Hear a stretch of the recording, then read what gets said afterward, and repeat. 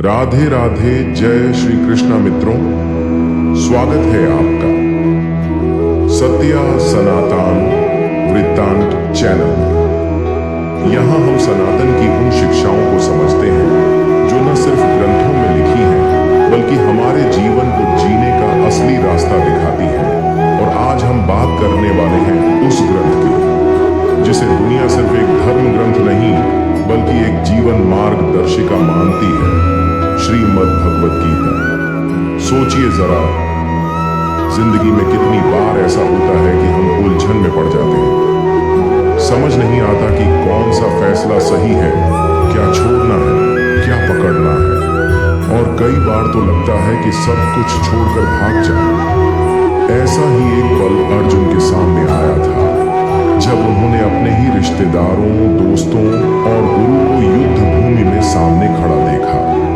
उनका मन भर गया, हाथ से धनुष छूट गया और वो सोचने लगे, क्या मैं इन पर वार कर सकता हूँ? क्या यही मेरा धर्म है? और तभी उनके सारथी श्री कृष्ण ने उन्हें वो ज्ञान दिया जो सिर्फ अर्जुन के लिए नहीं था बल्कि हम सब के लिए था। वही ज्ञान आज श्रीमद् भगवत गीता के रूप में हमारे पास है। श्रीमद् भगवत गीता का असली उद्देश्य बहुत सीधा है, हमें ये सिखाना कि जिंदगी में कैसी भी परिस्थितियां आ जाएं, हमें अपना कर्तव्य, अपना धर्म कभी नहीं छोड़ना चाहिए। परिणाम की चिंता मत करो, बस ईमानदारी और निष्ठा से अपना काम करो। श्री कृष्ण ने कहा था, कर्म करो, फल की चिंता मत करो। और ये बात आज भी उतनी ही सशक्त है जितनी हजारों साल पहले थी।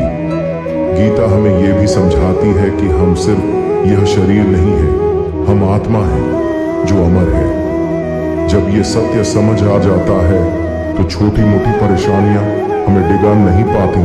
असल में गीता सिर्फ युद्ध भूमि की कहानी नहीं है, ये हर इंसान के भीतर चलने वाले युद्ध की कहानी है।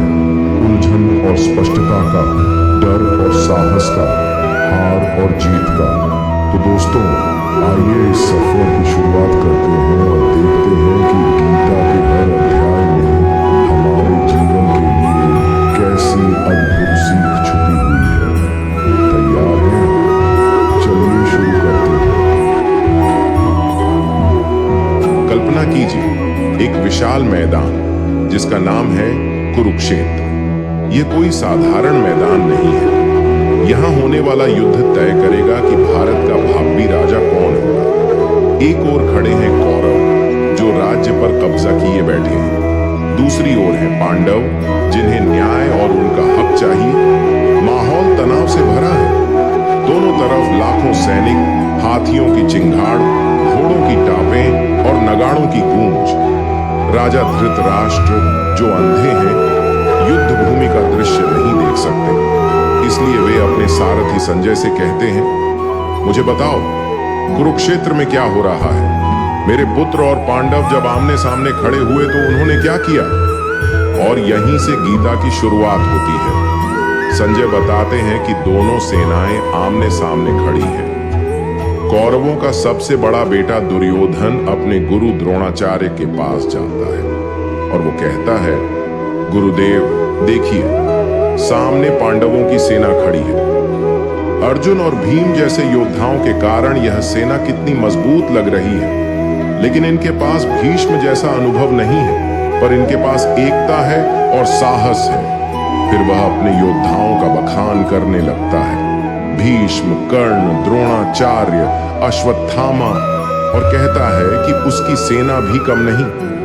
यहाँ दुर्योधन की मन स्थिति साफ नजर आती है। बाहर से वो आत्मविश्वासी दिखता है, लेकिन अंदर से डर और घबराहट साफ झलकती है। तभी युद्ध का बिगुल बजता है। कौरवों की ओर से भीष्म पितामह अपना विशाल शंख बजाते हैं, उसकी गूंज पूरे मैदान में फैल जाती है। दूसरे योद्धा भी शंख बजाते हैं, जिससे माहौल कांप उठता है। लेकिन जब पांडवों की ओर से श्री कृष्ण और अर्जुन का शंख बजता है तो वातावरण बदल जाता है। कृष्ण का शंख था पांचजन्य, का शंख था देवदत्त, भीम का शंख था पौंड। उनकी ध्वनि ध्वनि इतनी प्रबल थी कि कौरवों के दिलों में हल्का सा भय बैठ गया। अब अर्जुन, जो पांडवों का सबसे बड़ा योद्धा है, श्री कृष्ण से कहते हैं, हे माधव, मेरा रथ सेनाओं के बीच ले चलो। मैं देखना चाहता हूं कि मेरे सामने कौन कौन खड़े हैं जिनसे मुझे युद्ध करना है। श्री कृष्ण मुस्कुराते हैं और उनका रथ दोनों सेनाओं के बीच ले जाते हैं। रथ सीधा भीष्म पितामह और द्रोणाचार्य के सामने रोका जाता है। अर्जुन जब सामने देखते हैं तो उनका दिल बैठ जाता है। उन्हें शत्रु नहीं बल्कि अपने ही लोग दिखाई देते हैं। दादा भीष्म पितामह, गुरु द्रोणाचार्य, भाई, चाचा, भतीजे, रिश्तेदार और प्रिय मित्र। अर्जुन सोच में पड़ जाते हैं कि ये लोग मेरे अपने हैं, क्या मैं इन्हें मार दूं? अगर ये सब मर गए तो राज्य का क्या मतलब? सत्ता और सुख किस काम के जब अपने ही लोग न रहेंगे? अर्जुन के मन में द्वंद्व शुरू होता है। उनका शरीर कांपने लगता है, मुंह सूख जाता है, धनुष हाथ से ढीला पड़ जाता है, आंखें आंसुओं से भर आती हैं। वो श्री कृष्ण से कहते हैं, मैं यह युद्ध नहीं लड़ सकता। मुझे न राज्य चाहिए, न विजय, न सुख। अगर मेरे ही बड़ों का वध करना पड़े तो यह सब व्यर्थ है। अगर हमने युद्ध किया तो परिवार टूट जाएगा। जब परिवार नष्ट होगा तो धर्म भी नष्ट होगा। धर्म नष्ट होने पर अधर्म बढ़ेगा। समाज में पाप और अव्यवस्था फैल जाएगी। और जब ऐसा होगा तो आने वाली पीढ़ियां भी बर्बाद हो जाएंगी। हे माधव, मुझे ऐसा पाप नहीं चाहिए। अपने गुरु और बड़ों को मारकर जीना मुझे मंजूर नहीं। इतना कहने के बाद अर्जुन पूरी तरह निराश हो जाते हैं। वो अपना धनुष और बाण नीचे रख देते हैं, रथ में बैठ जाते हैं और कहते हैं, मैं युद्ध नहीं करूंगा। संजय धृतराष्ट्र से कहते हैं, हे महाराज, इस तरह शोकग्रस्त अर्जुन ने अपने हथियार त्याग दिए और युद्ध भूमि में बैठ गए। यहीं पर पहला अध्याय समाप्त होता है। इसी कारण इस अध्याय को अर्जुन विषाद योग कहा गया है। विषाद का अर्थ होता है गहरा दुख, मानसिक पीड़ा, निराशा और असमंजस। युद्ध भूमि में खड़ा अर्जुन बाहरी शत्रु से नहीं बल्कि अपने ही अंदर की भावनाओं और उलझनों से हार गया। अर्जुन शौर्य और पराक्रम के लिए प्रसिद्ध धनुर्धर होते हुए भी अपने हथियार छोड़ दिए और पूरी तरह टूटकर बैठ गया। यह विषाद केवल उसका व्यक्तिगत दुख नहीं था, बल्कि हर इंसान की उस स्थिति का प्रतीक है जब हम कठिन फैसले के सामने खड़े होकर भावनाओं के बोझ तले दब जाते हैं। इसी विषाद से आगे चलकर गीता का दिव्य ज्ञान जन्म लेता है।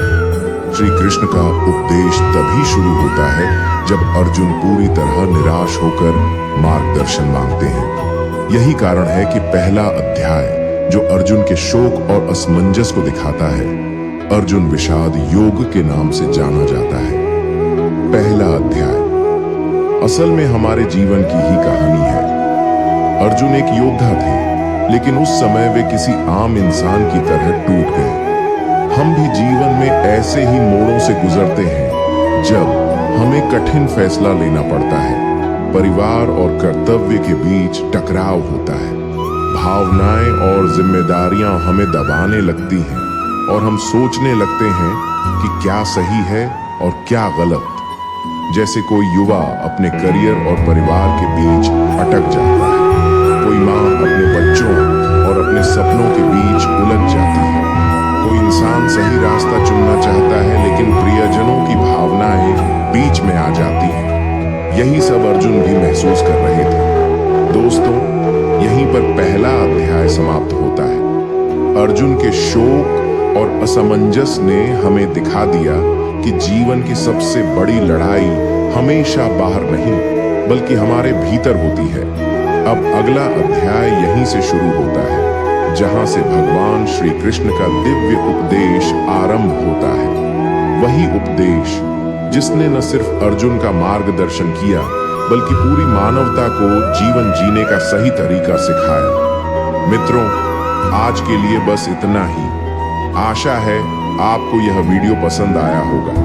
अगर अच्छा लगा हो तो इसे अपने परिवार और मित्रों के साथ जरूर साझा करें और कमेंट में जय श्री कृष्णा लिखना बिल्कुल ना भूलें। ऐसे ही और ज्ञानवर्धक और प्रेरणादायी वीडियो देखने के लिए हमारे चैनल को सब्सक्राइब करें और बेल आइकन दबाएं ताकि आपको हर नया वीडियो तुरंत मिल सके। जय श्री कृष्णा मित्रों।